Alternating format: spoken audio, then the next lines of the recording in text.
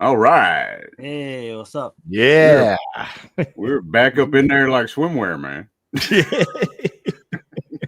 We almost had 2 intros there as well. I know.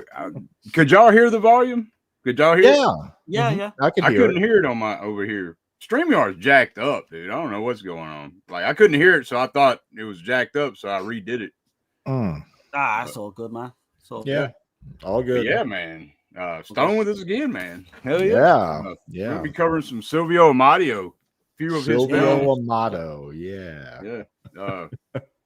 Assassination in 1965 in Rome. I fucked that all up. But yeah, we'll be covering that one. Amuck, which is like one of the most tastefully trashy giallo ever made. oh man. Can't I wait would say to talk that. about I would say that. Yeah. It's tastefully done. It's sleazy, but it's tastefully and artfully done, but sleazy at the same time. right. Oh yeah. Yeah. And then the third one is So Young, So Lovely, So Vicious Mhm. from 1975 with Dagmar Lysander and what's her name? Gita? Yeah, this Gloria? is it? Gloria? Gloria Gita. Oh. Gloria Gita. Gloria Greta Gerwig. Yeah. Yeah. Oh, yeah, man. Which is she is like Yeah. first time I ever saw her in a film, and man, yeah, she is unbelievable. But these are like a real mixed bag tonight. So It is. Yeah.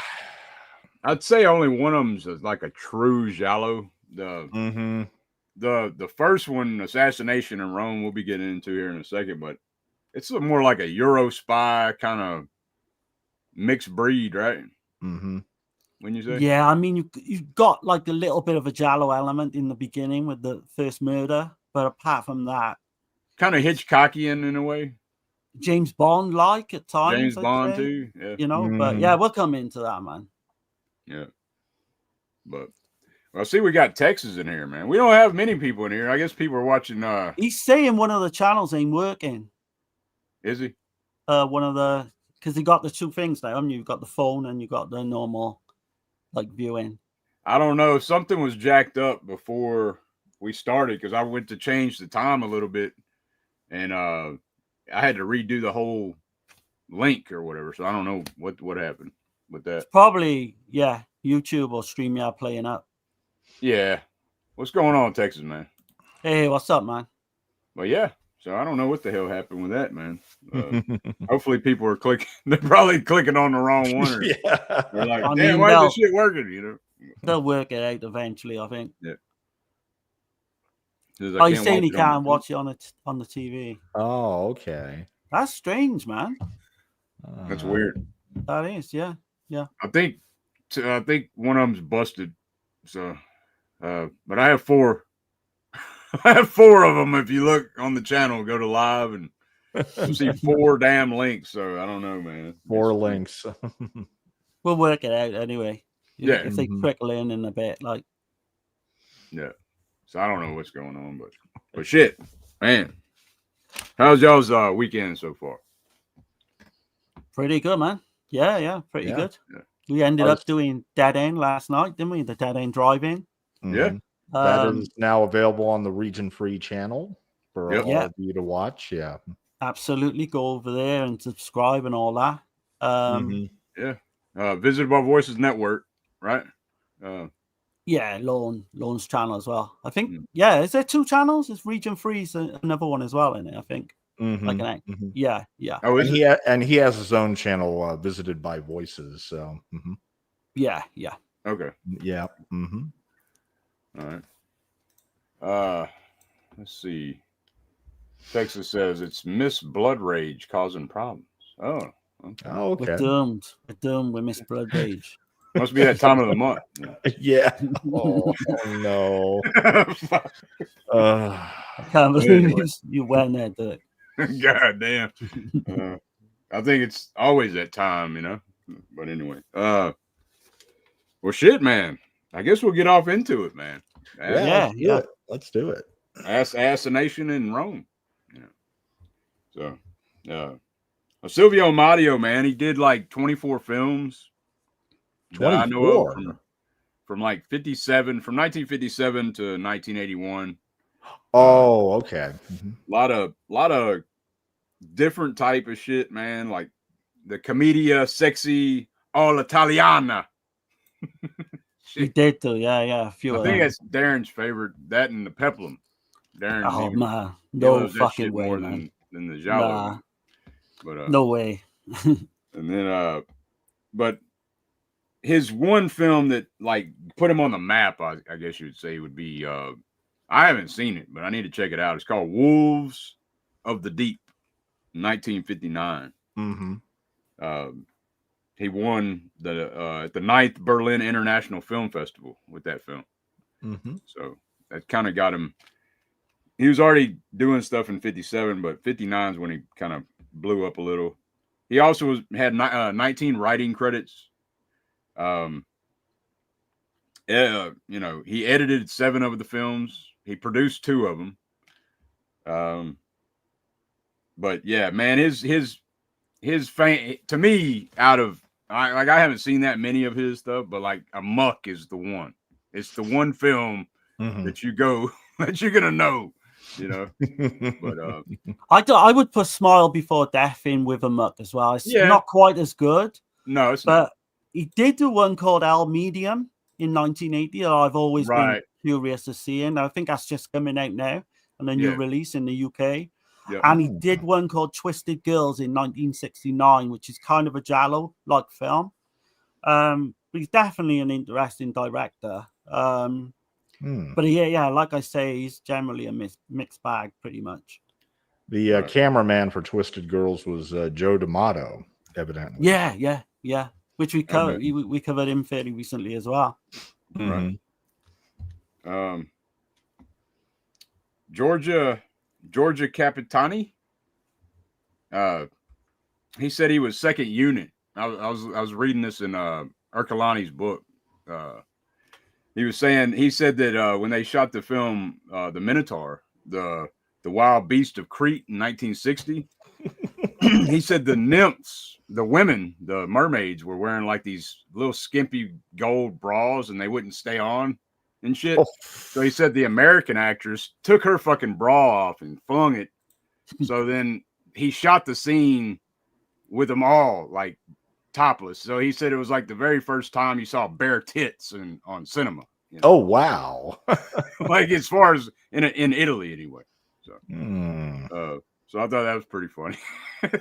But that was in 61. Okay, 60. Oh, 1960. My bad.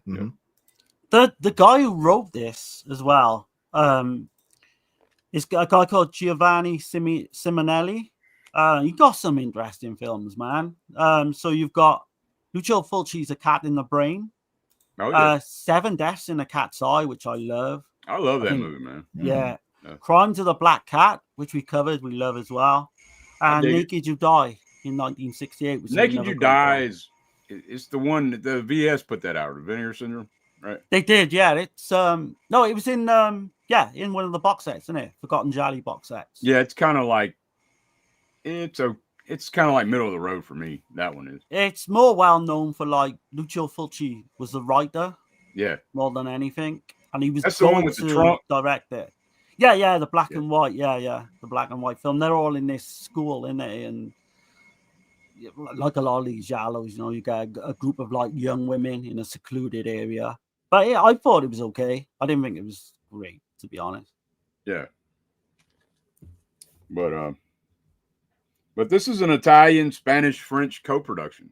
You know, it looks like it's got some money back in it, don't it? Like, but I'm not sure if it did.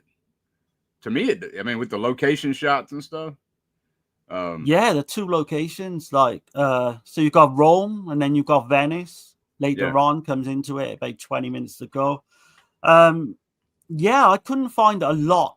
There's not a lot of information on this one. Yeah. No, there wasn't too much. I'm curious if there's a release of this one because I don't according to Blu-ray.com, there was never a physical media release. Right. All right, that makes sense then. Yeah, because I watched a really bad copy of this on YouTube. Like it was pretty bad. But there's like an half decent copy on Rare Lust that I was looking. But I mean, you can tell it's pretty much maybe a DVD or not even that, you know, just slightly better VHS quality. But the thing with this is like for me, it's more boring than anything else. The cast is not very charismatic in any way. I know they say the lead guy, Hugh O'Brien, he plays Dick Sherman, and they were like giving him comparisons to James Bond and that. And he's got the look. He's got the look. Yeah. But I just found him really dull, to be honest, as a lead, you know, a lead role. You've got Sid Charisse. She plays Shelley North. And she was quite a well-known actress at the time. She started off as a ballet dancer and that. She danced with Fred Astaire in one film. A ballet dancer or a belly dancer? A ballet. Okay. All right. Okay. But yeah, I would have been interested to see her dance with Fred Astaire. Like, but and because she did the film with Fred Astaire, MGM offered her like a 7-year contract. And she became pretty good, and she starred in a lot of musicals, but then her career started to like fade in the mid, you know, 60s and that. Hence why she did this. But I don't know, where would you start with the storyline to this, man? It's well, basically the woman wakes up, and the way the film starts, it's like that 1960s Technicolor, right? Like just screaming. Yeah. You know? She wakes up out of the bed. She makes a phone call right away. She's like, don't know where her husband is. And they're like, does he work for the government? And she's like, not necessarily. And all this shit. And then, I don't know, man. It's like, then the dude that's like trying to help her find him, she like had something going with him at one time, right? Yeah. So they're like a vacationing couple from America. They're in Rome. Obviously, her husband goes missing, and while all that's going on, at the same time, a dead man turns up at the Trevi Fountain. So police are starting to investigate, and this dead man has actually got her husband's kind of contact details on him.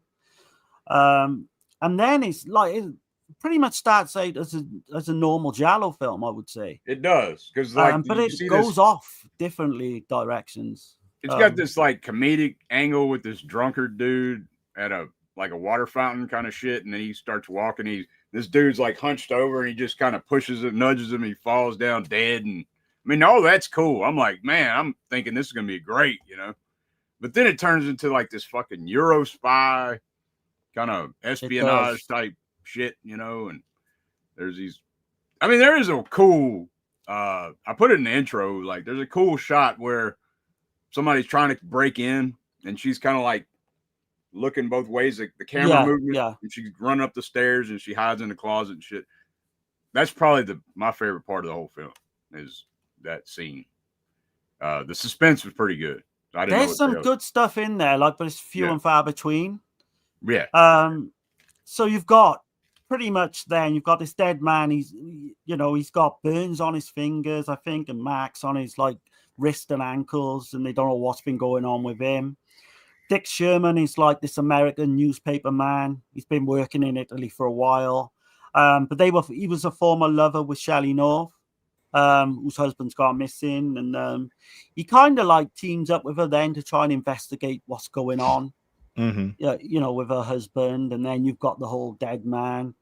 There's that weird thing with the burglars, the comedy burglars. I do not like that. Yeah, the cat burglars that ain't worth a shit. I mean, I'm wondering if like, you know, who's the guy that made Home Alone? I wonder if he was inspired by this. Oh, Chris Columbus. Yeah.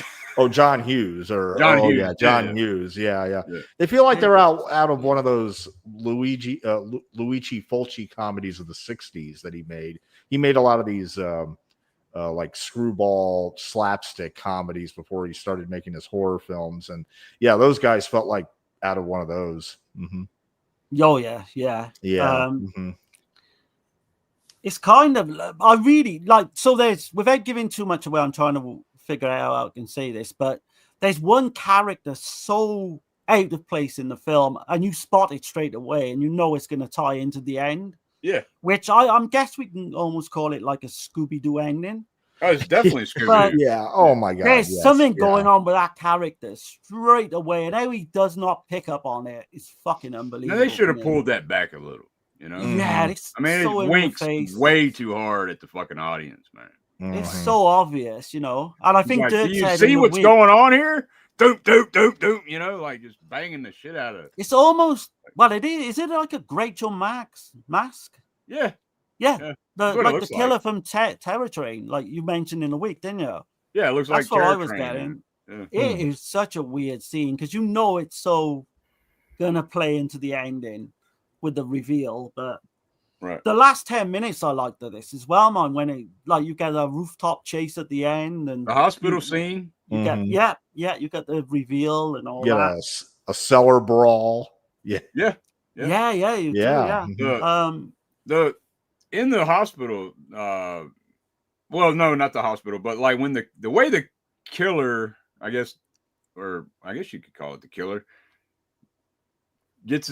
dies is so abrupt and it's so weird. Like it's just like, really? Yeah. What the fuck? That is a letdown. I gotta admit, that's kind of a letdown. Like that's how it should happen. You know? A lot of this was a letdown, really, for me. Yeah. Like the last 10 minutes didn't really save it, to be honest. Right. I mean, the opening is cool enough. Man, to be honest. But yeah. I gotta be honest, man. It's not a high tier. I guess technically it's a giallo, or technically barely. I don't know if it is. I've seen it in a few of my proto giallo books that it's mentioned. I know it's not in Troy's book for sure. No, I did check as well on that one. But Stone, like, what's your general thoughts? I thought it was okay. It felt like a one of those Euro thrillers that were just so common in the 1960s. I mean, I'm sure there are several others out there by different directors that feel and play exactly like this one. I think this was more of a maybe like a training ground for the director in terms of, okay, maybe I can do, you know, something different aside from minotaurs or whatnot. Yeah. I mean, Hugh O'Brien, you know, kind of a third-rate James Bond stand-in, but he got his fame actually for playing Wyatt Earp on television. He played in over 200 episodes of Wyatt Earp in the late 50s.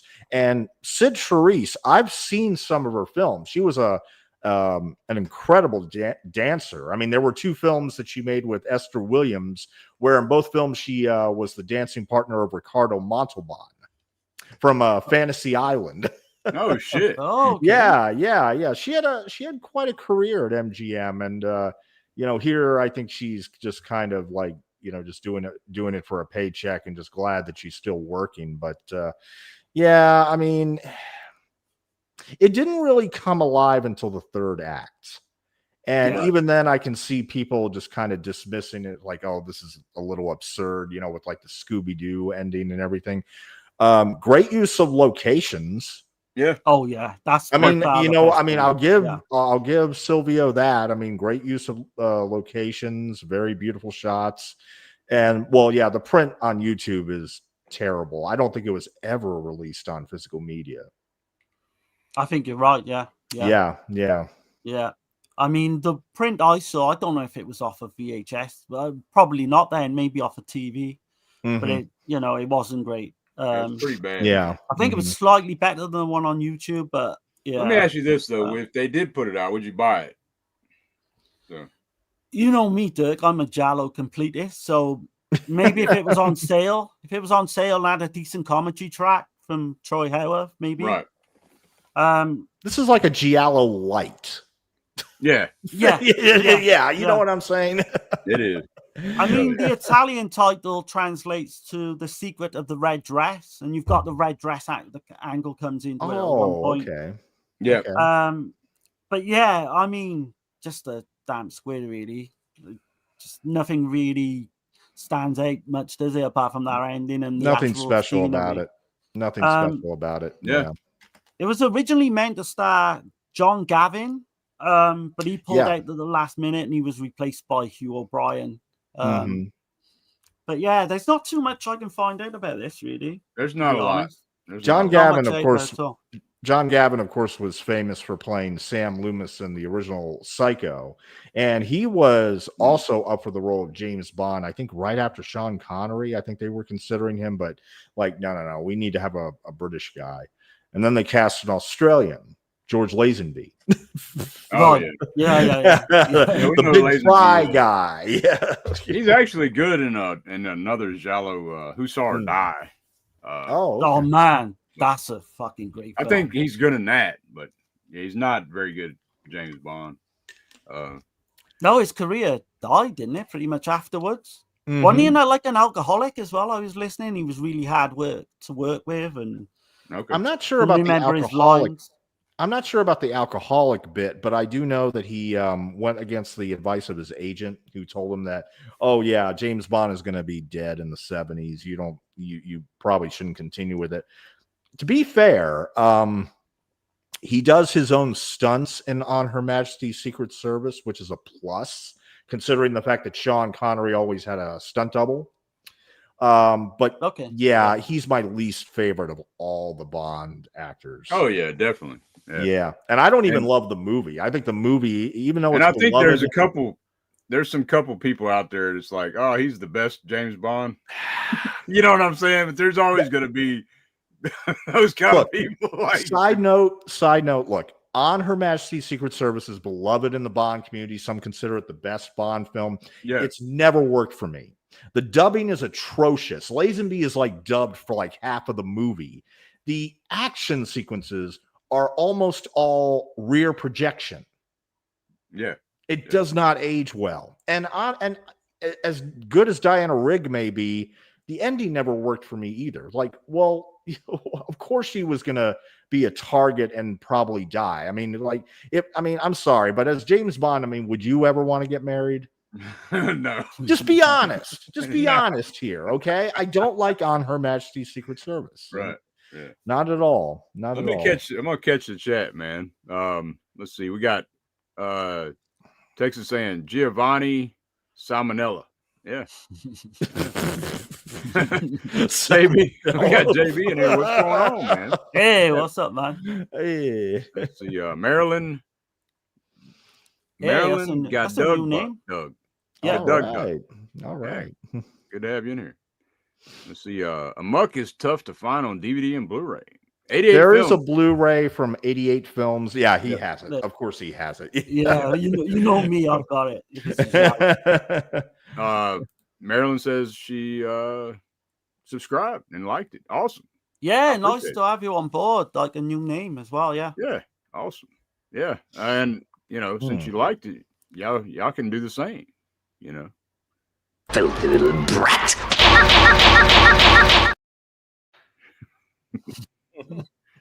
But anyway, yeah. Let me get back to this shit. My bad. All right. Much appreciated. And not much hope. Oh, okay, they're talking. My bad.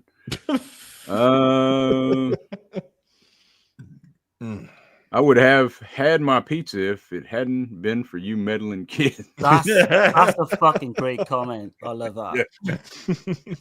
Yeah. Petite Ukuri. Amazon has Assassination in Rome as a double feature with espionage in Tangiers for $11.93. Oh. Oh, okay. Okay. So if you really want it, it's out there. Right. Yeah. I mean, yeah. I don't know if you really want it. That's the thing.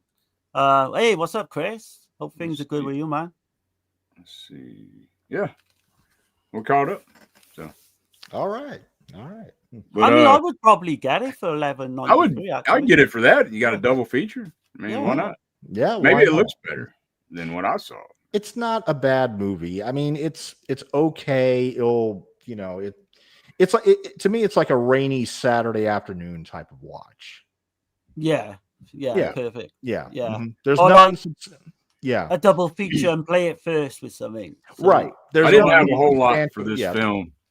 But I did, hopefully I'm not gonna like bore everybody to death or anything. But I did have the very first assassination in Rome was Tiberius Sempronius Gracchus. In 133 BC, man. I thought this was interesting though. So it was like some kind of committee.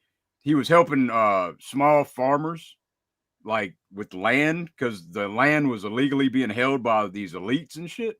Well, he was confronted by the Senate and beaten to death with wooden stools and staves. Then he was thrown in the Tiber River. So I thought that was a little more interesting than the film that I watched. So I just I figured I'd bring that up. I mean, like the reason for this stream probably is the next film, which is going to be that's the reason. Oh yes, yeah, we're going to be entertaining to talk about this one for sure. Yeah, we're gonna go ahead and get into Amuck. Unless y'all want to rate it, we can rate this one on Saturday. Oh yeah. Go for it, Stone. Go on. 4.5 out of 10. Okay. That is what I give it. I was exactly 4.5. Yeah, 4.5. 4.5 out of 10. I give it a 3. Give it a 3 out of 10. Give it a 3. Oh, okay. Yeah. Mm-hmm. I can't argue with that either. Like, you know. Yeah, I can't go that low. I mean, there's nothing essential or important about it, but it's a decent watch. Right. I think. Mm-hmm. I mean, I'd rather watch it instead of Scalps again. Oh my god, I don't know. I don't know, Darren. I think I might. No. Oh man, I can't believe that. No. I can't believe that, man. But we're gonna get into some of this here.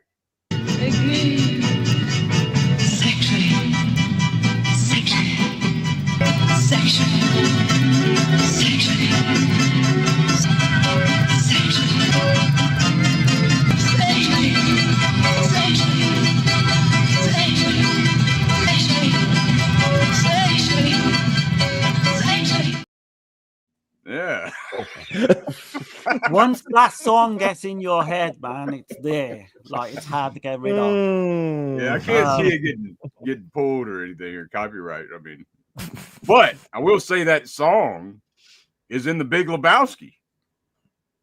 Oh, I thought I heard it before. Yeah, absolutely. Yeah. I think makes sense. Makes sense. Julia Moore's character. Yeah. Is that right? Isn't that her name, Julia Moore? The Coen brothers snuck that in. Yeah. Yeah, they must have seen him up, man. I would say. They must have. Yeah. But the sleaze factor in this and the next one we're going to talk about is like poles apart from Assassination in Rome. It is. Like, you would not think it was the same director. You would not think for a moment. Shocked. Yeah. But I think he just come into his own with this kind of sleaze, and we're going to mention there's 2 or 3 scenes in this that are just, as a male, it just makes you thankful. Thankful to God, I would say that, I mean, we got to name all the titles to this film, right? So you got, and there's a few. In Pursuit of Pleasure, I believe is the Italian translation. Yeah. Alla Ricerca del Piacere. I guess that's how you say it, but maybe not. I probably butchered the shit out of it. But yeah, what you just said. In Pursuit of Pleasure, Hotbed of Sex. That was the UK theatrical title, believe it or not. Yeah. Leather and Whips. Which, Leather and Whips. Neither one are in this. Yeah, I don't remember any Leather and Whips. I mean, if I bought a ticket to see that, I would be really disappointed. And then that was the American alternative title, right? And that played at 78 minutes, so it's like a cut version. Yeah. And then the Maniac Mansion, which is probably the lamest of all the titles. There's more. It was called Play Hotel in Germany. Play Hotel. Yeah, not Motel. That's I got Play Motel. Yeah, man, you want to talk about a shit show. The production title was actually called Footprints of a Killer. And it was also called Replica of a Crime as well. So there's 6 or 7 different titles to this. Right. Take your we pick. know it I well. think I like Amuck. Amuck. Amuck is the best title. Amuck's the one. And Troy had to put it on the cover of his book, man. So oh man. Oh wow. That's the original art. In there on the Blu-ray. Yeah, and I don't have the Blu-ray, but I do have the book. So see if you guys can pick this up cheap, maybe on eBay. Shit. No, it's hard to find, man. There's some good extras on here. There's 2 interviews, with Bichet and Neri. There's a Q&A as well from Film Festival. So it's worth it. Usually 88 films are not great on extras, but they did do okay with this one. It's got to come out on 4K, surely, at one point. Like Vinegar Syndrome, maybe Severin. That's what I'm thinking. Somebody's going to put it out in It's fabulous 4K, you know. It's very out of print. And also, just to let you all know, according to Blu-ray.com, it is Region B locked. So you do need a Region B Blu-ray player for it. Yeah, unfortunately. Okay. Yeah. Mm-hmm. In terms of like, you know, I don't know if Dirk wants to mention any of the cinematographer or well, music. I could give a brief description for this one.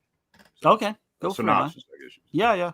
So Greta takes a secretary job in Venice for writer Richard Stewart to find out what happened to her lover, Sally. But she soon discovers sex parties with heavy drug use. Was Sally murdered in some twisted sex game? Oh, yes. Twisted is right.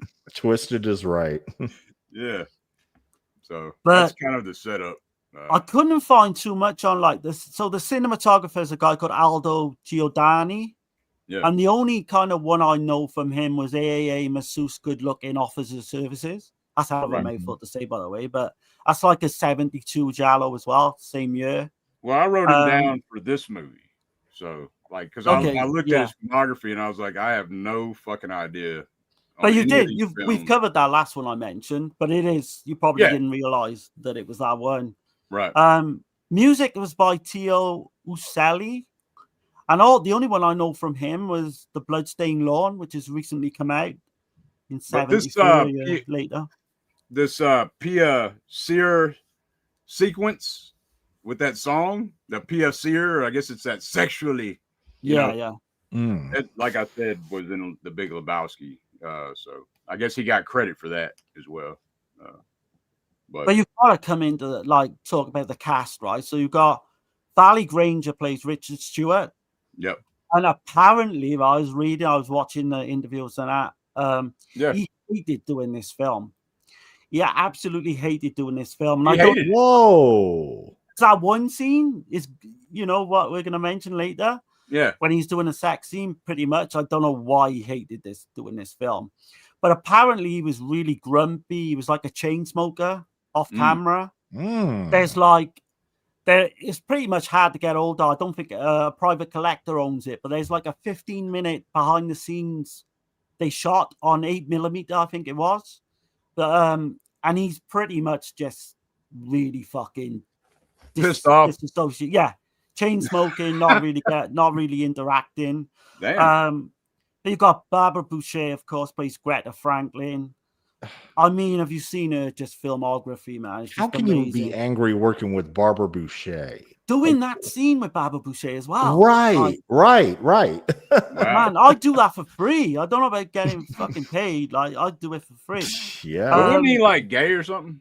He was bisexual. He was bisexual. Okay, he was bisexual. Yeah. Okay. Yeah. That come out because he did do Strangers on a Train, which we covered and a long time ago. He did, Rope. Yeah, he did do Rope, Yeah, we covered both of those. So it is on the channel back. We did some Hitchcock. He also did some. Oh, go ahead. Go on.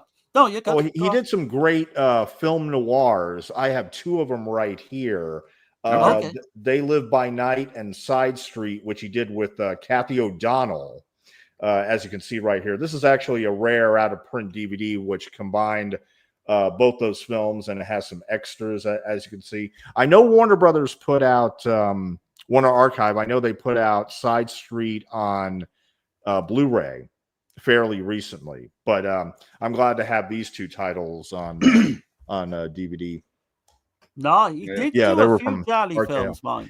And last but not least, he was also in Joseph Zito's The Prowler. The Prowler, yeah. Yes, very one of his last films, yeah. Yep. Mm-hmm. That's the one I most remembered him by before I started getting into these Giallo films. But he's in What Have You Done to Your Daughters, which is a fucking great Italian film. Oh, yeah, he is in that shit. I forgot. Yeah, he's in that. So Sweet, So Dead. Yeah, he's So in Sweet, that So Dead. I famous remember scene. that. Yeah. There's a famous scene at the end of So Sweet, So Dead where he's got this dilemma. He sees a killer killing his wife, And he's got this dilemma. Does he stop this killer, or because he fucking hates her so much, he just lets the killer carry on and kill her? Like, he lets the killer get her. Killer yeah. Yeah. It's so spoiler alert, y'all. Spoiler alert. You've got Rosalba Neri. Man, again, she plays Eleanor Stewart. Definitely, man. Slaughter Hotel, she plays a nymphomaniac. We got to mention naked all the time. We got to mention, so Edwidge Fenech was going to play this role. She was, yeah. But she dropped out because she was pregnant. She was, yeah. So, but yeah, that's the only reason she dropped out of it. But I'm glad she did. I mean, I know Darren, we was talking backstage, and I'm glad Rosalba Neri did the role because I feel like she's got that sinister, man. She's I love Rosalba Neri, man. We're gonna have I wasn't thinking about the role. I was thinking about that lesbian love scene. Well, that's great. If you got Boucher and Finesse in that love scene, it's great as it is. Like it is great as it is, but yeah. And Barbara Boucher and Rosalba Neri, they're both still with us. Yep, Boucher and they're neighbors. They're fucking neighbors, man. They bonded, actually. Like they go walking dogs and shit together. Oh, they pretty much they met, bonded on this movie. Yeah, they bonded. They met on this movie. They bonded. Yeah. In more ways than one. Yeah, absolutely. But Boucher, she wanted that scene. She wanted it to be an open set, and Rosalba Neri was like, "No, it's going to be a private set." Oh, so it was a private set. That scene was. So it's probably just them and the director and maybe the cinematographer, So they worked together on the French Sex Murders as well, which was a little bit later in the same year as this. Yeah. Mm-hmm. But you've got her, like I said earlier, like she starred in Slaughter Hotel, where she plays this nymphomaniac who's naked all the time. You got Klaus Kinski. If that don't draw you in, I don't know what. Oh man, Slaughter Hotel is great. Top Sensation, where she is with Edwidge Finesse. So there's some great stuff in that. But you could go on. Smile Before Death, Two Males for Alexa, Lady Frankenstein. She's superb. The lead role in that. To me, that's her best role in my opinion. Lady Frankenstein. It's up there. I like The Devil's Wedding Night as well. Devil's Wedding Night was I saw that very young. Elvira, Mistress of the Dark. I saw that on the VHS. Where you rent the Elvira movies and shit, But yeah, Rosalba Neri, man. Yeah, I've heard this before. Like people say that if they couldn't get Barbara Steele, they would get Rosalba Neri for a lot of the Gothic films and stuff. But I don't know, man. I think that's kind of I think she's solid. I think it's kind of a stick in her eye. They got a similar look to them to me. They're very dark. They got that same kind of look. Yeah. So that's where they're trying to. But her being called a low rent Barbara Steele, I don't agree with that. Oh, she's not a low rent anything. I don't think. Right. Yeah. She can back it up. She's not just there as a pretty face, nice body. She can literally back it up. She's got that sinister, that villainous type look to her. Right. The only other guy we're mentioning is Umberto Rayo. He plays Giovanni the butler. And again, a long list, but people will probably know him from The Bird with the Crystal Plumage, Dario Argento film. But he's in a lot. He's in Baron Blood, Oasis of Fear, Cat o' Nine Tails. So, I mean, this is one unbelievable cast, actually, if you think about it. And you can see this on Tubi, on Plex, and you can see it on, I think you rent or buy it on Apple TV if anybody's interested. I mean, because I know this Blu-ray's out of print and it's hard to get. So yeah, sadly, and Region B locked, of course. Yeah, right. I'm sure it'll be re-released at some point. Oh, it will. Just be patient. But I really dig the location of this, the Venetian marshlands. Yes, it has. I think you could pair this with Bay of Blood or Twitch of the Death Nerve. Yeah. Oh yeah. This would pair well together. And you got that scene in Torso as well, in the marshland in Torso with that one kill. So that comes to mind when I was watching this. My favorite sequence was the duck hunting sequence with the all the quicksand and everything. Yeah. That was definitely my favorite. Yeah. And mine. It's so suspenseful, that scene. You just I could be wrong. I don't know the facts on this, but Rosalba Neary, she seems like she knows what she's doing with them guns. I've seen her in several films where she's shooting guns. Like it seems like she's knows what the hell's going on. She's acting. Right, I know, but yeah. To me, there's multiple scenes with her, like in different films. It's crazy, So you got Barbara Boucher. She plays Greta. She arrives to become a secretary to Richard, and he's like quite a well-known writer. Eleonora is his wife, of course, played by Neary, as we mentioned. But she's there really to investigate the death of one of her friends, who was previous secretary to this writer. And then we go through typical Giallo fare there, where she's doing her own sort of private investigation and she teams up with the policeman and all that. But the sleaze in this is just there right from the word go. It really is, man. There's 3 or 4 scenes I think are like absolutely priceless. And what Stone was saying there about, I don't know whether it's my favorite scene now, actually thinking about it, the MASH one, because the lesbian scenes, but the slow-mo bedroom scene is probably got to be the one, right?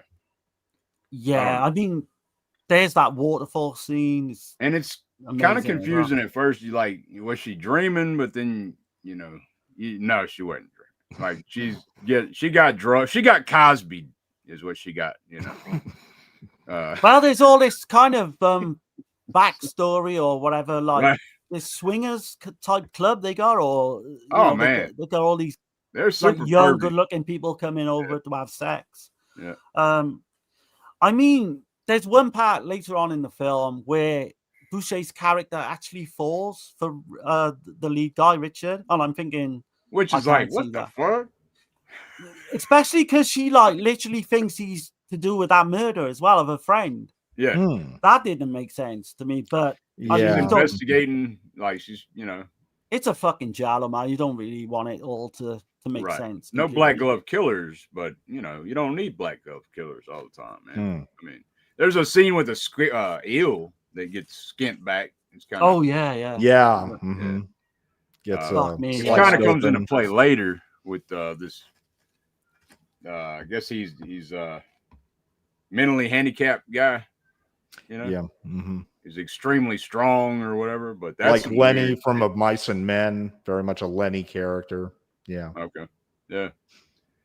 That's a strange ass when you start seeing the flashbacks with how Eleonora, she kind of like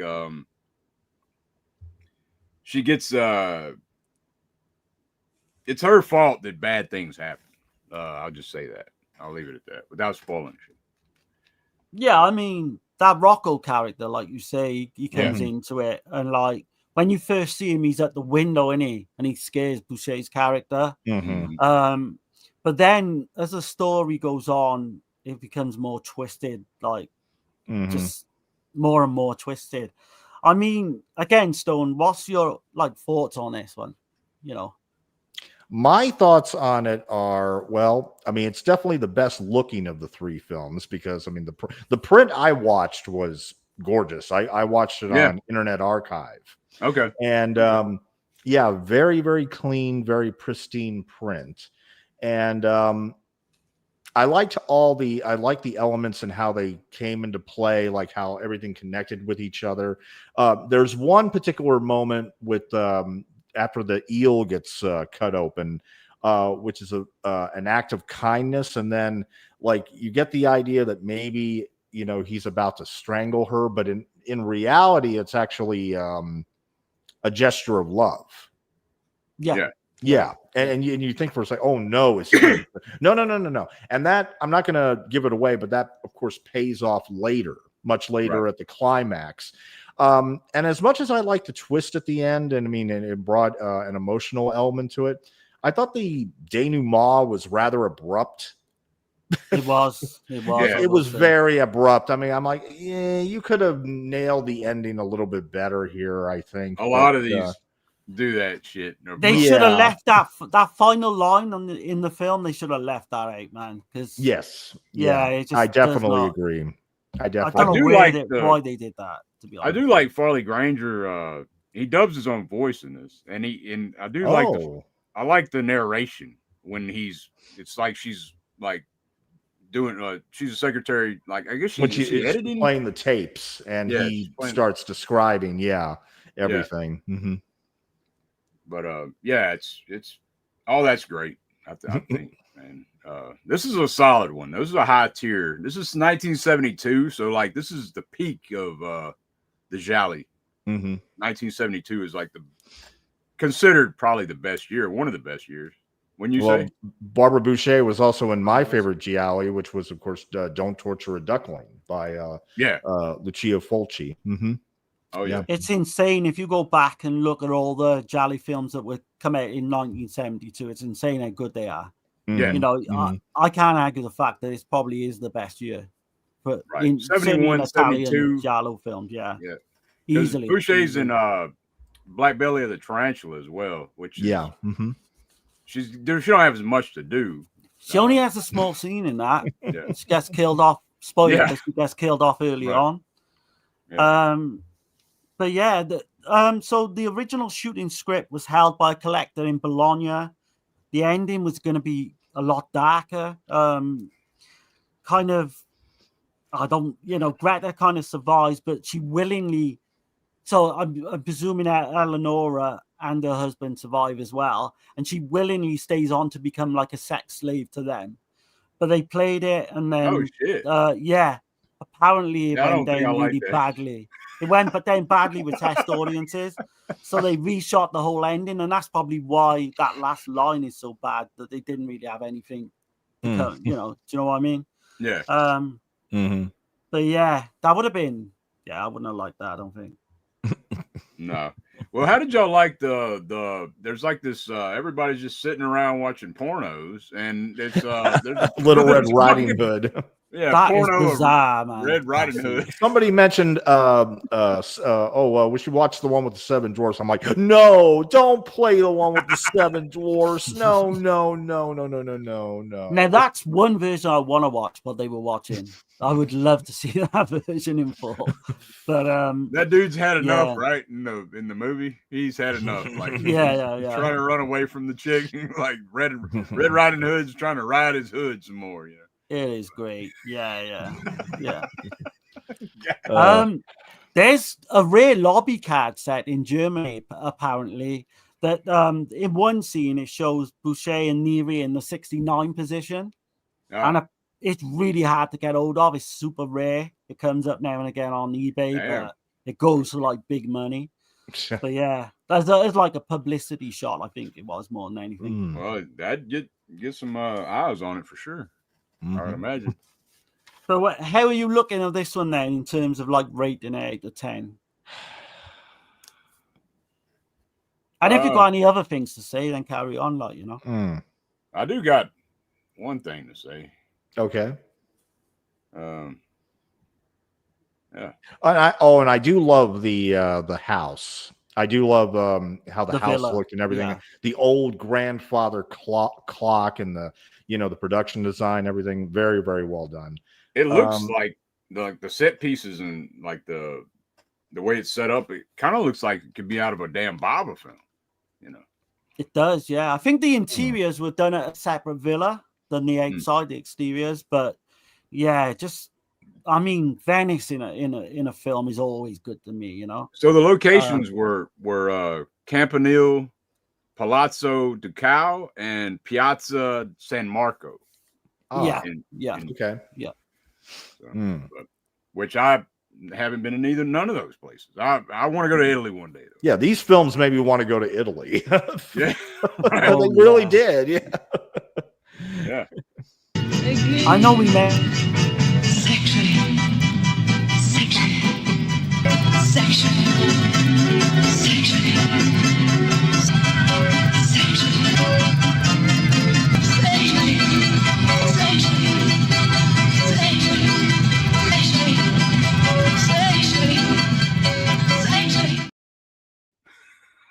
I think Dirk likes that clip a lot. I do like that clip. I wanted to ask y'all a question. That's why I played it, because I want to ask y'all a question. Do y'all think like that they are hypnotizing these fucking people with drugs? Like they're giving them drugs and then it's like implied with that music. I think it's definitely implied. I mean, it keeps cutting to the phonograph record. Yeah. Yep. Which I found a little interesting. Yeah. Mm-hmm. And old girl keeps fucking like, she looks space cadet, and then she just falls down, and when the fucking music stops, she just hits the floor like a puppet. Do the time warp again. Yeah. It's definitely kind of laced with alcohol and fucking drugs. Oh yeah, there's something in there. There's something in there. But I was gonna say, but Eleanor must be a hypnotist. Well, especially with Rocco. Like, you know what I mean? Like, I don't know. That's the vibe I get. I don't know. Am I the only one that thinks that shit? But, Rocco almost comes off as like fucking Frankenstein's monster. He does. In a way. I was thinking, he does. Oh, Dan's in the chat. Hey, what's up, sexual Dan? Frankenstein, right? But I was going to mention, so last night we was talking about being in time, going back in time and all that. And can you imagine going back to like 1972 and fucking being on the set of some of these films, or even just watching them in the grindhouses and what have you? But being in Italy and Venice at that time must have been magical. But you got Don't Look Now a year later, who saw her die the same year as this, which I highly recommend to Stone. I think you need to see that one, man. Yeah. But I guess we're gonna rate it, man. What do you say, Stone? I'm a little torn. You guys go first. Okay. I'll tell you straight up, it's an 8 out of 10 for me. I think the story could be a little better, but I do like the acting. I think Boucher, she's beautiful to look at. Almaneri as well, but I think she's also a really solid actress too, like with her clothes on. So like that's the certain shots where she's in the shadow listening to the tapes, and I don't know, Boucher, she's solid as hell, and Neri is Farley Granger kills it. Even the butler guy, he doesn't have a lot to do, but when he he plays a sinister type, he's always listening in and shit. For me, when I first watched this originally, it was like a 7 out of 10. It did actually go up. Yeah. So I'm in the same ballpark as Dirk. I would say like an 8.5, maybe, just for those lesbian scenes alone, it puts it up a point or two for me. So, yeah. It always bumps up the score. Yeah. Oh yeah, it does. It does. I'm gonna go 7 out of 10. A very fair. Yeah. A very respectful 7 out of 10. I mean, great use of angles and shadows, in some of those scenes. Gorgeous cinematography. I mean, Italy is awesome. That duck hunting sequence is great. Yeah. But man, I think he could have, maybe another couple drafts on the script to get the story more, I guess in tune with everything. I mean, I mean, I wouldn't mind buying it, but I'm kind of glad I don't have to because of the fact that Blu-ray is now very out of reach almost. But I liked it. I definitely liked it overall. It's the best of the three that we've seen. Definitely. Oh yeah, easily. But I agree with you. Like the ending kind of does put it down a little bit. Doesn't make any sense that would happen, and then that final line does. Yeah, I mean, it would have been a 9 for me if it wasn't for that ending. But yeah. I'm with you. I'm with you on this. I gotta say, it's a sleazy giallo, but I think it's the most classiest sleazy giallo. It's artful sleaze. Yeah. I mean, watch Slaughter Hotel and then watch this one, and you'll see what I'm talking about. Would you put this over Smile Before Death, Dirk? Oh yeah. Yeah, slightly better, I would say, but I like it a lot better than Smile Before Death. I like Smile Before Death, but I think we give it a 7, didn't we? Smile Before Death out of 10, I think. Well, mine was, but yeah, it just comes a little bit below. Yeah, I mean, if you're gonna rate it, like I still would put this a lot further ahead, just because of Boucher and Neary, man. Like they kill it, man. Absolutely, yeah. But let me catch the chat, man, and see what's going on here. See, Acres of Movies, huge Amadio fan. Thanks from Stacy. Hey, glad to have you watching. Yeah, hell yeah. Local amusement park in Milan used to have an exhibit for him. Oh, all right. Okay, nice, man. Let's see. What giallo would you have wanted to be in? Oh, that's a great question. Lucio Fulci's one on top of the other. Okay. Okay. In what capacity? In a certain role or? Just to visit some of those clubs that he filmed at. Okay. San Francisco in '69. Yeah. I think I would be. Go ahead, Darren. You go. Okay. I would have to say, damn, what is it? I'm blanking on the damn name. Who's the star? It's got Edwidge, Neary, and not Top Sensation. Top Sensation, yeah. Oh yeah. That'd be the one. That'd be the one. I mean, for me, and I'll probably just say it's like my favorite giallo anyway. It would probably be Opera. I would love to have been on the set of Opera. Dario Argento. Yeah, I mean, you could chuck in like Phenomena as well, but Don't Torture Duckling would have been a good one too. Oh yeah, true, very true. Yeah, very true. But that's a great question. That really is. Dan says lesbian scenes always get an extra star. Yeah. Oh yeah. 100%. People are going to think I'm crazy, but when I first saw Don't Torture a Duckling, the opening shot, the very first shot, it kind of reminded me of the opening shot of Sound of Music. Oh no, I can get that. You get that? You get that? Yeah. I was like, people are going to think I'm nuts for saying that, but I mean, no, not at all. Like you've got the ending to Opera as well when they're in the Alps, and there you go. There you go. And that does remind me of the Sound of Music, weirdly enough, too. It's almost done in the same vicinity. You know what's hilarious? You know what's hilarious about the Sound of Music ending when they're going up the mountain there and everything, getting away from the Third Reich, where they shot it, they were actually heading towards the German border. Okay. And would get out your bullhorn and be like, "Hey, idiots, you're going the wrong way." Right, man. That was in the 60s, wasn't it? That was made 65. Yeah. 65. Yep. Yeah. 9 years Assassination in Rome. Yep. That was like always on over the Christmas, like saying the music. Oh yeah. I saw it recently in the big screen for the 50th anniversary or 60th anniversary. Nice. Yeah. It would have been good. Yeah. It's beautiful. It holds up. You know, if you can take musicals, it's essential. I don't like musicals, but I like. I'm not a musical guy. I do like. Yeah. Dirk, at the very least, Little Shop of Horrors. Yeah. Okay, if you're gonna watch one, how about that one? That one, I'd say Wizard of Oz is a musical. Too, okay. Right? Yes. Oh yeah, absolutely, 100%. I like that one. So there's two. Grease. I'd go with Grease just from nostalgia. Like my mother watched Grease out. You know, she played it out as I was a kid. You know, and then put on Grease 2. Yeah. Funny thing about that, my son actually prefers Grease 2.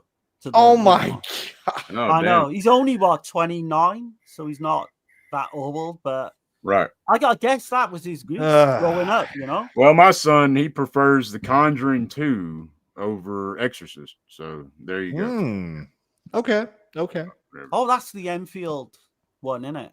Yeah, well, it's only because of Valak or whatever. Yeah. None. Yeah. Shit. Yeah. Whatever. But yeah, moving on. Yeah. We'll go on to so young, Youth. So lovely, so vicious. Yeah. And the German title, So Lovely, So Vicious, or Sins of Youth. Yep. Is there any other titles, Darren?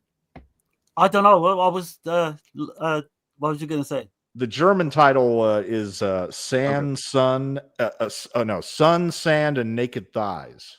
Oh shit. Sun, Sand, and Naked Thighs. They should have went with that instead. Yeah. It's hard to find out a lot about this film. It is, man. This one's tough. This one's tough. We're gonna have to just go off of like what we saw. Like, there's not a lot of information. So, I can talk about the score. Roberto Pregadio. Now he did do Criminal. I have seen this film, 1966, Umberto Lenzi superhero film, but he's kind of like an anti-hero. He's like a thief, but he's like a hero. It's weird. He's yellow and he's dressed in yellow, got a mask and shit on. I don't know. Remember when we did the Lenzi stream? And it's more like Pulp Fiction, wasn't it? Type character. Like the old pulp kind of magazines back in the 60s. It was like, I think it was a character in that. Yeah. I mean, it's definitely like, just so people don't get confused. And we're not talking about the Tarantino Pulp Fiction. No. I'm talking about the old Italian right magazines and that. But he did the score for Smile Before Death as well. Death Carries a Cane and SS Experiment Camp, some Nazi exploitation back in 1976. Oh man, I've seen that one. I would say though that this is a good companion to Amuck. Would you say? I mean, as far as sleaze, the sleaze factor, if that's what you're going for. I would say it's a good companion to Smile Before Death, his other film, because it's pretty much almost the same story, just different characters. I'm talking about the sleaze. There's a lot of nudity in this film. Well, it is in Smile Before Death, too, man. Yeah. They might as well have been naked the entire time. Yeah, they might as well have been. After a while, I was thinking, like, they're naked in almost every damn scene now. Oh yeah. I'm not complaining either. I'm not complaining. The cast, I mean, Gloria Gilda. I don't know how you pronounce the second name, but Gita, maybe. Yeah, she plays Angela. And she was apparently she was a singer. She started off as a singer in her father's kind of nightclub in the Riviera in Rome. She went on to become a model, obviously, just by looking at her. You think? She won Miss Teenage, Miss Teenage Italy in 1974. She won that. And but she was well known for like sex comedies in the early 70s. But she's done a film with Fernando De Leo called To Be 20. And it is fucking like, it's like a normal, I can explain it. It's like a normal drama for like 90 minutes. But there's like a 10-minute ending that goes so fucking dark, you will not believe. No. You will not, but I don't want to give anything more away, but that's one we need to cover at some point. And weirdly enough, we're doing him next week as well, Fernando De Leo. So, but Dagmar Lysander plays Irene. Man, I don't know about Stone, but you've probably seen her in House by the Cemetery. Yeah, the Fulci film. Yeah, she's quite a bit older. She's a little bit older. She is a little bit older. Black Cat, Fulci's Black Cat. Yeah. Werewolf Woman, the classic that is. Hell yeah. Me and Dirk Werewolf Woman has got some good gyrating by the campfire.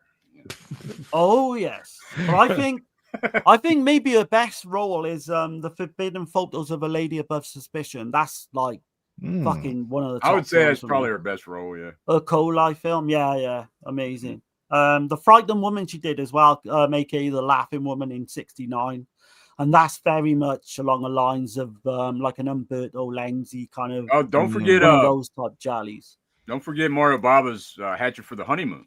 Yes, I got that down. Yeah, she did that too. Yeah. Iguana with the Tongue of Fire. Yeah. Ricardo Freda. So she got a long list, man. The only other one of note I would say is Joan, played by Dana Guia. And she turns up, her face was familiar. You don't quite know her name because she's not super like familiar, but you do see her face a lot.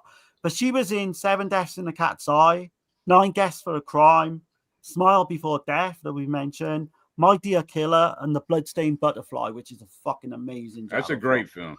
Yeah. But she started her career as a runway model, believe it or not. And then she kind of went up to being a singer and then turned into acting. She literally died 91 years of age. So she had a good innings last year. Pretty much. She died, Would you say that this one's more, it's more like a sexploitation psycho sexploitation psychodrama. That's what it pretty much is. Yeah. Yeah, there's no real Giallo elements in this at all. Right. Apart from like the cast. Yeah. Guys, I'm not going to lie. I thought this was the weakest of the three. You know, despite all the nudity. I mean, look, the two actresses, you know, as Dudley Moore would say, they're 11s on a scale of 1 to 10. Yeah. Okay. They're gorgeous, gorgeous women.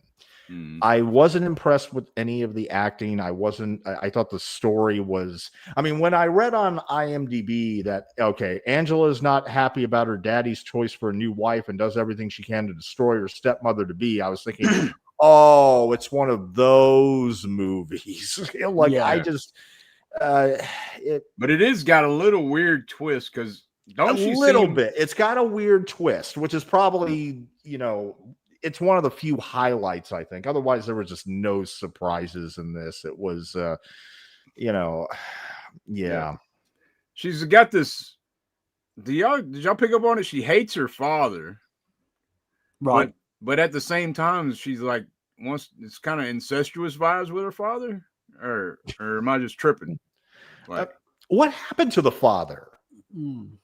He's out working and shit. Like I was picking up, like, it doesn't even explain, you know. Extremely jealous, and then she wants to start screwing his fiance, you know, and then she gets her boyfriend to try to screw, the fiance. She just this really spoiled brat, isn't she? Right from the word go. Oh, she is. Yeah. I think like her father's so kind of like doesn't even remember her star sign.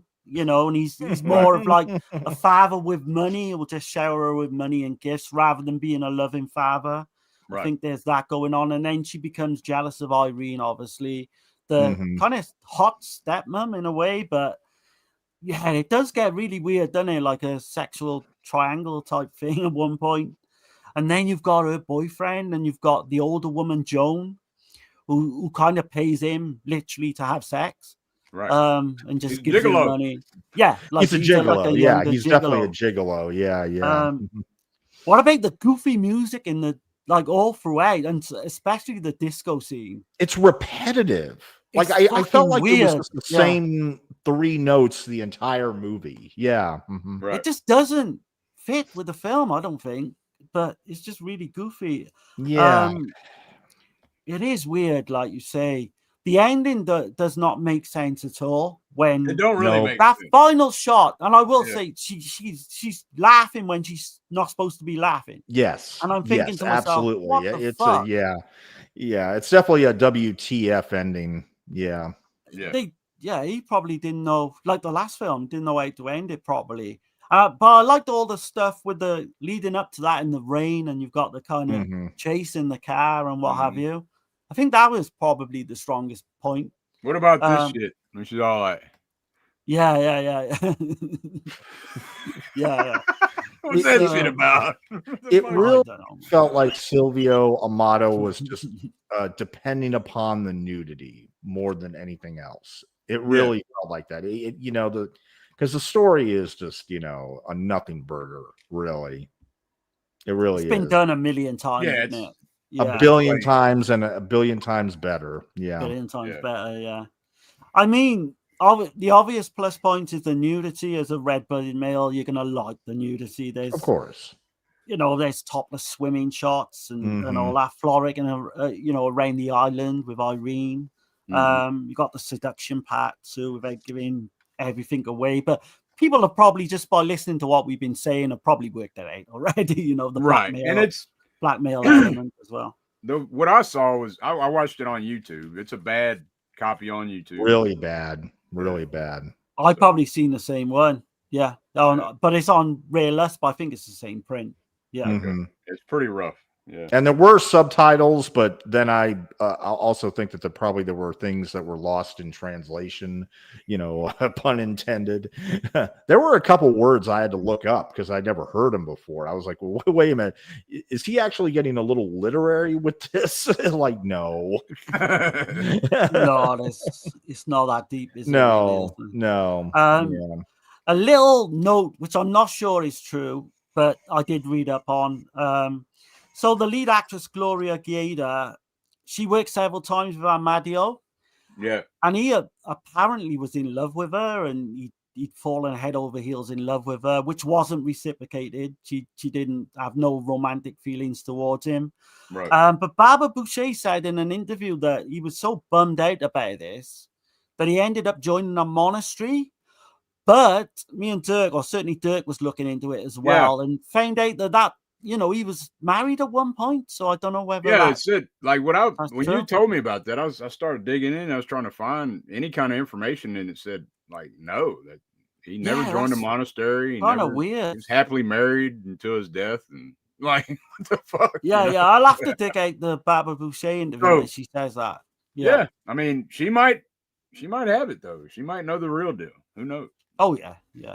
You can't tell. But that's pretty much all I could find. There ain't a lot. Not too much. Not a lot of meat. So. It's basically a perverse, eroticized remake of Bonjour Tristesse. I can't even pronounce it. From 1958, apparently. The UK title was Too Young to Know Better. And yeah, I mean, it was released on VHS in the 1980s by Lightning Video, but it was cut by 4 minutes. So I wonder if that's the version we've seen. Probably, Yeah. And she was just 19 years of age when she took up the role. So that's all I could find, literally. Okay. I think it's not the worst of the three. I think Assassination in Rome was the worst for me. But I would say if you're into like your sleaze and you're Italian, do you know what I mean? You might find something in this. But you certainly, in the lead kind of nudity and all that, you'll probably find something in it. But it's one probably to avoid. Well, I mean, so what would you rate it, Darren? Me? Okay. Probably a more than generous 5. That's where I'm at. It's a 5. There's certain, that lead up to the end, and I like the suspense of all that. There's things I like in it. But yeah, it's probably middle. I'm completely fucking right down the middle with it. Yeah. I mean, it's not one that I'll probably never go back to it, to be honest. I would if it was a better version. If it was maybe a cleaned up version with some extras and shit. With extras, always the deal for me, yeah. But Stone, how would you rate this? Well, first of all, I apologize for my heater if it's a little too noisy, but I can't hear it. You could. Yeah. I would give this 3.5 out of 10. Okay. Yeah, okay. It just yes. I would like to see, I don't know if these actresses, maybe I would be willing to watch other films they've been in. But I was actually going to ask you guys, are these the only 3 Amato films you've seen, or have you seen any others by this director? Well, Smile Before Death is one I would recommend, definitely. That's very, similar to this one. Yeah. Twisted Girls I've seen. Okay. That's pretty good as well. I think that's it for me. Like that's the 4 I can think of. The 4 that I've seen are these 3. And 5. I would say I've seen 5. So yeah. And Dirk said it was 21. He did 24. 24. Yeah. Okay. Yeah. But I mean. But he did some peplum. He did a lot of the stuff you love, Darren, is the peplum, the sword and sandal shit. Yeah, no way, man. It's like he weirdly went into like doing a kind of proto-giallo, with Assassination, and then fell into like the sleaze kind of aspect, which is, good, I think. But that kind of seems to be what he more than likely excelled in. Not with this one, with Amuck and Smile Before Death. I think those are the highlights. Generally, by everyone that you see writing about his films, they're generally the highlights of his career. Right. But I would see more. If I could get hold of some more, I would see. I can't imagine any of his films would be better than Amuck. Like, I mean, I could be wrong. I think you're right. You've got to be right there. Yeah. So. But I just wish, with having Stone on for these, that these were like better. Yeah. You know what I mean? I'd like to have got, you've got to come on to like some Italian ones we do that are really fucking generally good films. Because I'd like to see a reaction to them. Yeah, because I'm always down. I'm always We do down. have several to go through, though, we haven't seen still. Like, oh yeah, there's tons of stuff we've not seen. Yeah. Right. But yeah, man. Let's see what Texas is saying. Sun, sand, and chicken fries. Yeah. Yeah. Let's see. Let's see. They're talking Santa chicken fries. That should be on the cover or something. Yeah. They're talking about Werewolf Woman's super sleazy, fun. Yeah, I highly recommend that one, man. Werewolf Woman is exactly what you fucking think it's going to be. Well, with that title, it is. Yeah, it's kind of. You can't take that seriously, can you? That film. No, but it's sleaze. It's a how Dagmar Lysander agreed to do that. I don't know, man. I just don't know. Yeah. And I was also final note about this one is that comparably speaking to the earlier two films, this one, you know, it didn't do much with locations, unlike the first two. I think that was my other disappointment. But a lot of it's just in, you know, like Mediterranean. Yeah. I mean, a lot of them are just in homes. I did like.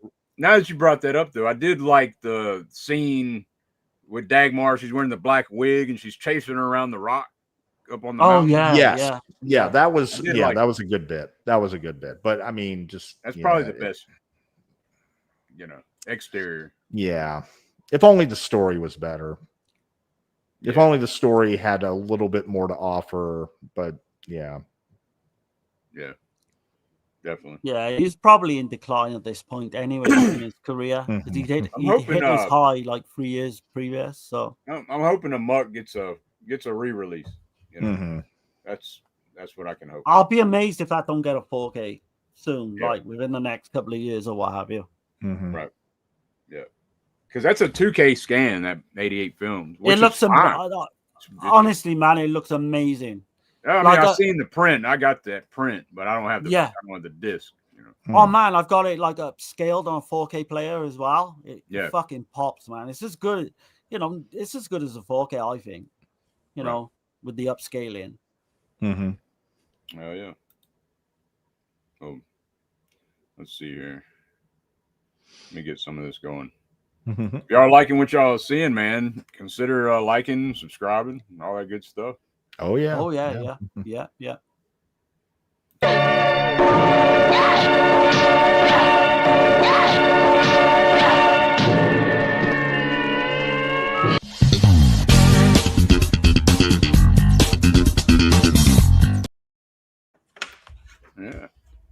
But I think we got a few things to show, right? I got a few things anyway. I've got one thing I can show. Okay. Yeah. So I got some recent pickups, man. We'll get into that. Here we go.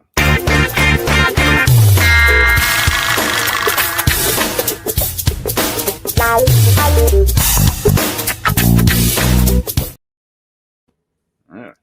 All right. Go ahead, Darren. You can go. Okay. So, Stone, have you got anything as well? You want to get together, or? No, unfortunately, I don't have any brand new pickups, but I'll just share real quick. On Tuesday night on my channel, I am going to be doing an audio commentary at 7 p.m. Central, 8 p.m. Eastern time for my favorite film of 1965, That Darn Cat, starring Dean Jones and Haley Mills. And yes, Haley Mills did sign my DVD of That Darn Cat, and I'm very much looking forward to doing that commentary with all of you. Nice. Yes. Yeah. You gotta check out some of Stone's like commentary tracks, man. The amount of like research you do and detail is like outstanding. Like again, I'm not just saying this because you're a friend now and you're on you, but you should be on some of these releases, man. Like it's that good. That's part of the reason why I do these commentaries. Is that I like doing commentaries for movies that don't have commentaries. Yeah. I'm surprised someone haven't picked you out, man, and you know mentioned you to some of these studios. I don't have those kind of connections, unfortunately. Well, you never know, man. Down the line, you never know. For me, I've just got one book I want to show quickly. Okay. Yeah. So it's the Encyclopedia of Krimi Films, 1958 to 1964. Nice. Hell yeah. I can't wait to dig into this. It's on Amazon. It's fairly cheap, to be honest, like 20. Oh, you're always trying to talk me into shit, Darren. Yeah. Honestly, it's not color. It's mainly black and white, as you can see. But I mean, you can't go wrong. It's a thick, a decent size. But, oh yeah. And I want to do these more Crimmy films. I want to cover quite a few of them. Yeah. Yeah, we'll have to get into them. Yeah, that's all I got. Okay. Well, here's what I got. By the way, I'm going to touch on that. The Black Friday sale, I gave the middle finger to everybody as far as Vinegar Syndrome and Severin. You can keep your overpriced shit. I'll wait, 6 months or whatever when they go half price because I'm tired of the bullshit. I seen Murder Rock for fucking $24 and I paid what, 50 plus for the Sunday. Yeah, it fucking breaks your heart when you see stuff and like I'm that. tired of that shit. So anyway, so well, I'm guilty. I bought 6, so yeah. You keep feeding the fire, Darren. They're gonna keep fucking doing it, man. I just gotta get Sleepless. I've got to get Stendhal syndrome, and I've got to get Bay of Blood in my fucking hands as quick as I possibly can. That's right. The way it goes with that. I got you, man. I'm gonna wait though, because those shits ain't going nowhere. Oh yeah. I'm sure, yeah.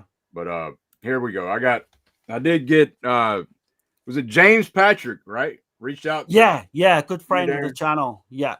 So he reached out and he told us about this, man. So if you're watching, appreciate this, man. It's Sergio Leone's By Himself. It's a thick ass hardbook. That's insane for like the price you paid for that. Wow. Yeah, man. So that's a thick ass on Sergio Leone, man. Like arguably probably the most influential Italian director ever, So that was like $9. I think it was $10, 10 and some change shipped, So that's unreal, man. Yeah. Crazy. Yeah. Did get Altered States from the Criterion stuff. Nice. Yeah. Mm-hmm. My favorite Ken Russell movie. Yeah, Ken Russell. I've never seen it. We'd have to cover it on. We gotta do it. On we gotta do it. Yeah. Altered States is fucking amazing. I remember seeing I've seen the trailer, very young, man. Very, very young. I love the trailer. What's William Hurt, right? Is that his first film? That was his very first film, and it was also the first film for Drew Barrymore, who played William Hurt's daughter. Right. Oh, this was before E.T. Yep. Mm-hmm. Hell yeah. Yeah, we got that very, very young. It's a trippy ass movie, man. It is. I seen half of this when I was on vacation with Tasha and Grayson last year, and I didn't get to finish it because I had to go swimming with Grayson or whatever. But that's Uncut Gems, man. And what I saw, what I saw this, I loved. It was, Adam Sandler, you wouldn't think that he's a good actor like that. He's a great comedian, but this is like his most serious role, and it's anxiety fucking fuel. That's what this is.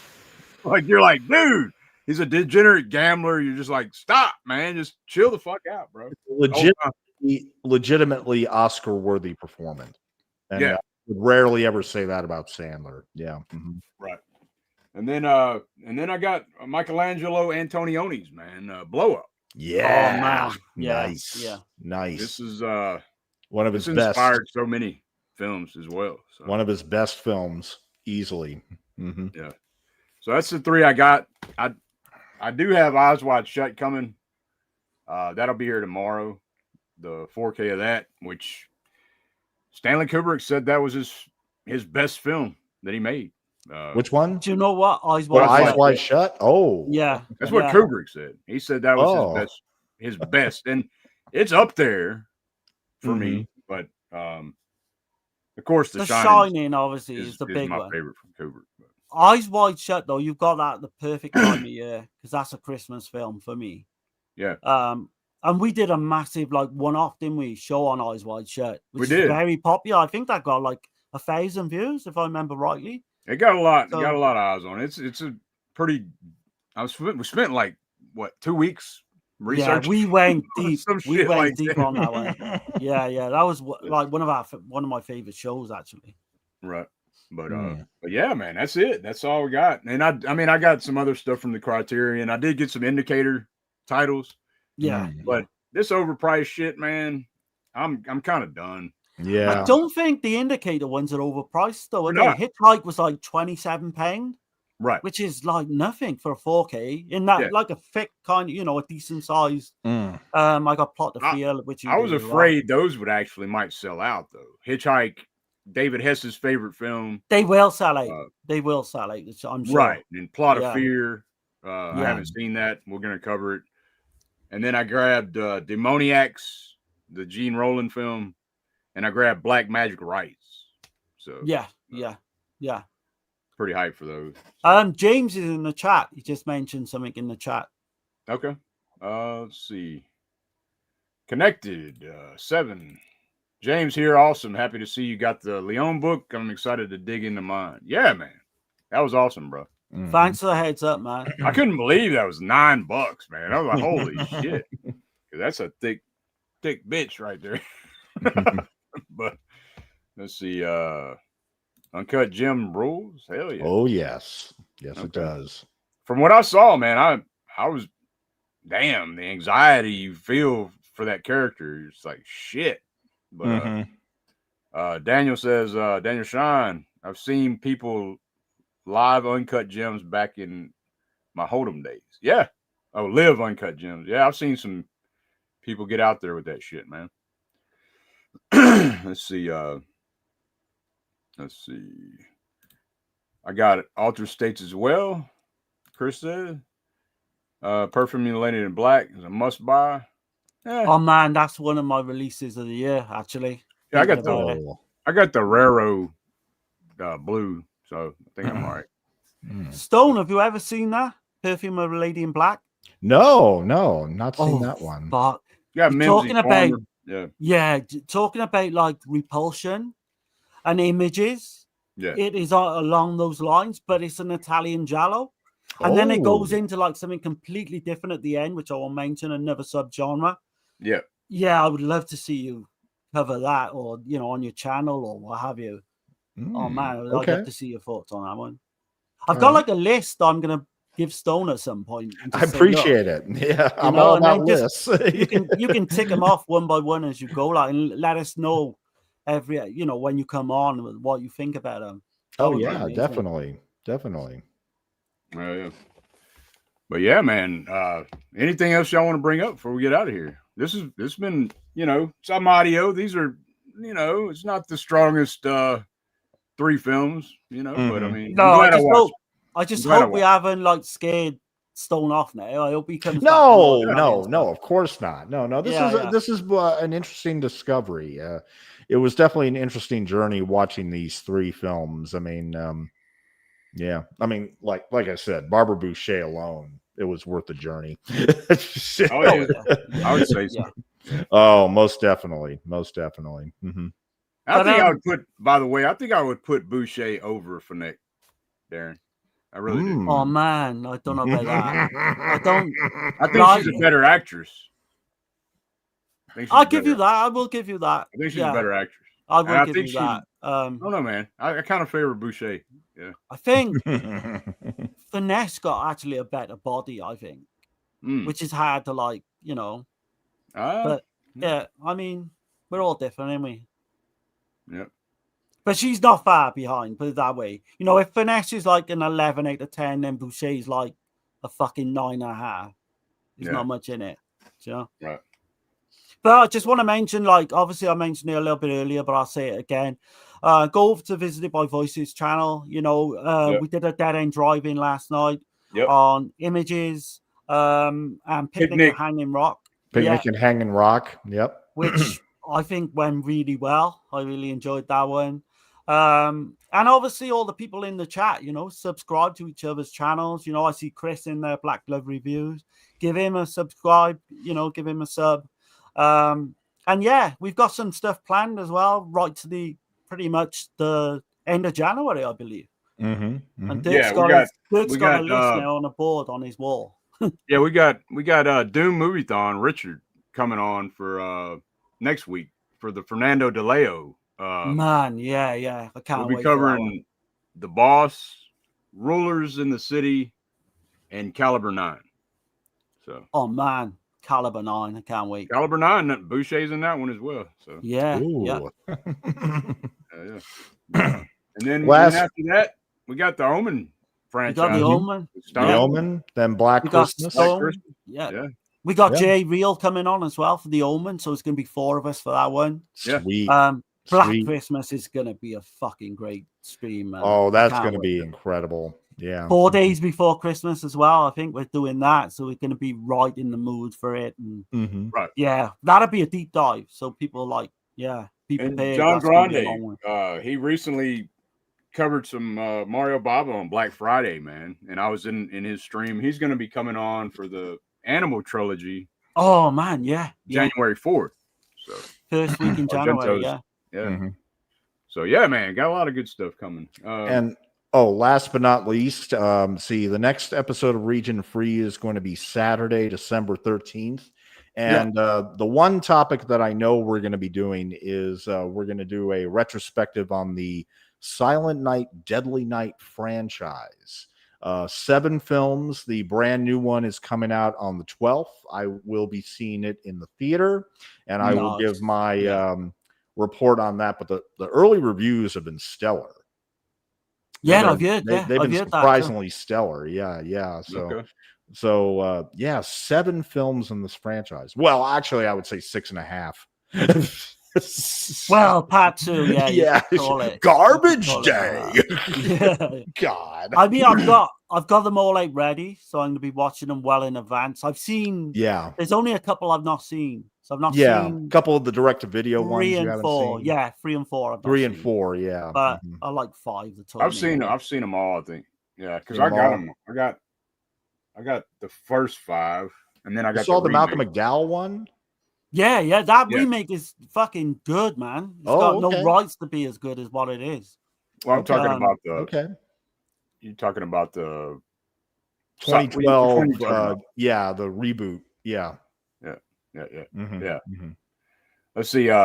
Connected 7. Where did you guys see indicator sales on Powerhouse Films? Yep. Yeah.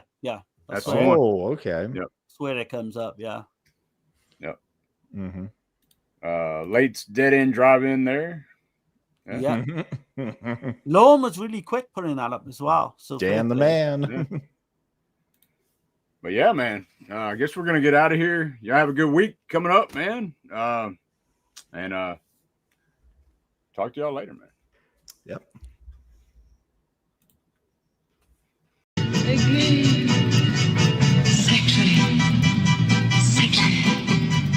Section.